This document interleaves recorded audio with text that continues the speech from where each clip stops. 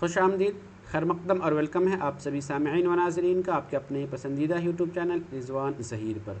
आज की इस वीडियो में आप लोगों को मैं बताने आया हूं कि वैसे तमाम कैंडिडेट जिन लोगों ने इस साल मानो में एंट्रेंस टेस्ट दिया था और उनका कोर्स अगर बीटेक है तो बीटेक में सेलेक्टेड कैंडिडेट का लिस्ट यूनिवर्सिटी ने अपने वेबसाइट पर जारी कर दिया है। तो जिन लोगों का इस लिस्ट में नाम आया है उनका डॉक्यूमेंट रिक्वायर्ड क्या क्या है, उनके लिए इंपॉर्टेंट डेट क्या है, उनका इंपॉर्टेंट इंस्ट्रक्शन यूनिवर्सिटी ने क्या दिया है, काउंसलिंग का प्रोसेस क्या है, फ़ी पेमेंट कैसे करना है और किन लोगों का नाम आया है, इन सभी चीज़ों को आज की इस वीडियो में बताऊंगा। पूरी वीडियो देखिएगा, कहीं पर कोई डाउट हो या कन्फ्यूज़न हो तो आप हमें ज़रूर बताइएगा। चलिए हम वीडियो शुरू करते हैं, लेकिन उससे पहले एक रिक्वेस्ट की, अगर अभी तक आपने रिजवान ज़हीर यूट्यूब चैनल को सब्सक्राइब नहीं किया तो ज़रूर सब्सक्राइब कीजिए और बेल आइकन को भी प्रेस कर दीजिए ताकि हमारी सभी वीडियो की नोटिफिकेशन आपको ईजिली मिल जाए। सिंपली आपको सबसे पहले अपना रिज़ल्ट देखने के लिए क्या करना है, मानू का जो ऑफिशियल वेबसाइट है वो वेबसाइट ओपन करना है। आप मानू गूगल पे सर्च करेंगे, जो पहला रिज़ल्ट आएगा उस पर क्लिक करेंगे। उसके बाद यूनिवर्सिटी के नोटिफिकेशन के सेक्शन पर जाएंगे। नोटिफिकेशन के सेक्शन पर जो भी रिसेंट नोटिफिकेशन होता है वो आपको मिल जाता है। यहाँ पर ये देखिए first provisionally selected candidate list दिखाया जा रहा है, आप इस लिस्ट पर क्लिक करेंगे। उसके बाद आपके पास ऑप्शन आएगा इनमें से जिन कोर्स का रिज़ल्ट आया उन सभी कोर्स का।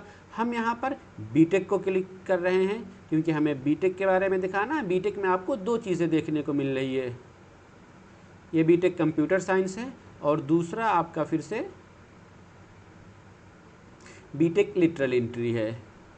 तो आप जिसको देखना चाह रहे हैं आप उस पर क्लिक कर लीजिए। दोनों के लिए इंस्ट्रक्शंस बराबर ही है और दोनों के लिए डेट भी सारा सेम ही है। यहाँ देखिए ये बीटेक लिखा हुआ है। बीटेक में आपको सबसे पहले जो पॉइंट दिया, इस पॉइंट में ये कहा गया है कि आप अपना डॉक्यूमेंट ऑनलाइन अपलोड करना है यूनिवर्सिटी के साइट पर। यूनिवर्सिटी में कहाँ पर करना है तो उसके लिए ये लिंक दिया हुआ है, इस लिंक पर क्लिक करके आप अपना डॉक्यूमेंट अपलोड कर लेंगे।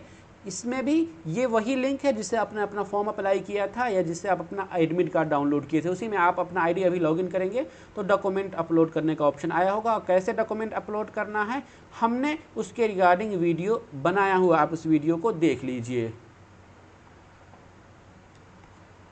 चलिए, तो जिन लोगों को डॉक्यूमेंट अपलोड करने का इनमें डेट क्या दिया गया हुआ है, 13 जुलाई से 16 जुलाई के बीच में डॉक्यूमेंट अपलोड करने का ऑप्शन है बीटेक के स्टूडेंट्स के लिए। डॉक्यूमेंट कौन कौन से अपलोड करने हैं उसको हम देखते हैं, लेकिन उसमें भी एक चीज़ ये देखने की कोशिश कीजिए कि उसमें डॉक्यूमेंट दो तरीके का है। एक ये है जो फ़िलहाल अभी कंपलसरी है यानी स्टार मार्क लगा हुआ है, और दूसरा ये है जो अभी कंपलसरी नहीं, आप उसे बाद में भी दे सकते हैं।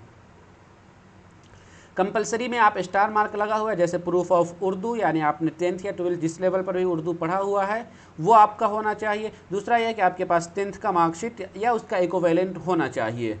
उसके अलावा अगर आप किसी कैटेगरी से बिलोंग्स करते हैं, जैसे SC ST OBC EWS, या फिर आप कश्मीरी माइग्रेंट है, PWD है, चिल्ड्रेन ऑफ आर्म्ड फोर्स है, NSS स्पोर्ट्स NCC वगैरह है, तो आपको इन सभी का भी डॉक्यूमेंट अभी ही चाहिए। उसके लिए आपको एक्स्ट्रा टाइम नहीं मिलेगा। लेकिन उसके अलावा जो डॉक्यूमेंट है, जैसे 12th का मार्कशीट आपसे मांगा जा रहा है, ट्रांसफ़र सर्टिफिकेट कहा गया है, माइग्रेशन सर्टिफिकेट या फिर बोनाफाइड या कैरेक्टर सर्टिफिकेट, ये अब अभी अगर आपके पास अवेलेबल है तो दे सकते हैं, नहीं तो उसके लिए आपको 30 सितंबर तक का टाइम यूनिवर्सिटी की तरफ से मिला हुआ है कि आप इसे 30 सितंबर तक यूनिवर्सिटी को जमा कर सकते हैं। अब इसमें एक चीज़ और होता है कि कुछ लोग ऐसे होते हैं जिनका जो ट्रांसफ़र सर्टिफिकेट है उसी में कैरेक्टर भी मेंशन होता है, तो उनके लिए अलग से कैरेक्टर सर्टिफिकेट बनवाने की ज़रूरत नहीं है। ट्रांसफ़र सर्टिफिकेट से भी उसका कैरेक्टर का भी काम चल जाएगा, और ये कैरेक्टर या बोनाफाइड दोनों में से कोई एक है तो भी काम चल जाएगा, ये दोनों ज़रूरी नहीं है। ओके, तो ये चीज़ें आपको आई थिंक समझ में आ गई होगी डॉक्यूमेंट अपलोड के रिगार्डिंग। उसमें अब कुछ और पॉइंट्स है, जैसे नेक्स्ट पॉइंट है, पॉइंट 2 में है कि अगर आपका मोबाइल नंबर और फिर ईमेल डिफरेंट है या गलत दिया हुआ है तो आप उसे अपना आईडी लॉगिन करके उसे चेंज कर सकते हैं, अपडेट कर सकते हैं। अब जो लोग भी अपना डॉक्यूमेंट अपलोड करेंगे, तीसरे पॉइंट में ये दिया गया है कि उनका जो है यूनिवर्सिटी अपने डिपार्टमेंट लेवल पर, यानी डिपार्टमेंट के जो टीचर्स वगैरह हैं वो उसके डॉक्यूमेंट को वेरीफाई करेंगे। कब करेंगे? 17 जुलाई को सुबह 10 बजे से 5:30 बजे शाम तक। और जिन लोगों का डॉक्यूमेंट वेरिफिकेशन में एडमिशन के लिए एलिजिबल पाया जाएगा उनको SMS या ईमेल आईडी पर के थ्रू इन्फॉर्मेशन मिल जाएगा कि हाँ आपका मानो में एडमिशन हो गया है, आपका सिलेक्शन हो गया है, आपका वेरीफाइड डॉक्यूमेंट हो चुका है, आप एडमिशन के लिए एलिजिबल है और फ़ी पेमेंट कर दीजिए।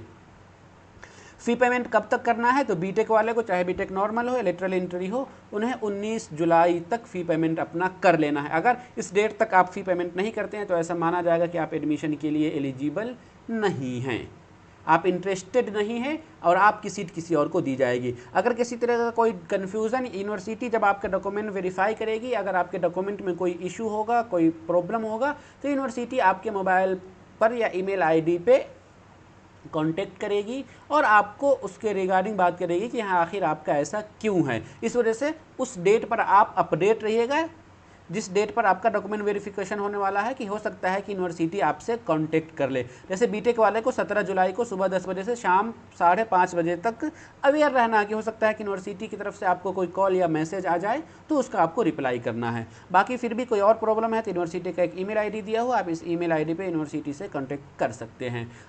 तो ये इंस्ट्रक्शन थे, वो इंस्ट्रक्शन आपको दिखा दिए।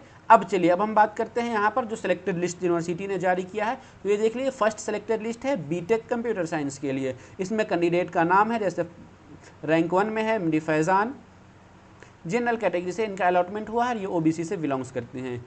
सबिहा खातून जो है ये OBC से बिलोंग्स करती हैं और इनका जनरल वुमेन में सिलेक्शन हुआ है। चलिए अब उसके बाद एक कन्फ्यूज़न यहाँ पर ये होता है कि इस लिस्ट में आपको देखने को मिल रहा होगा कि कहीं कहीं पर कोई नंबर मिसिंग है।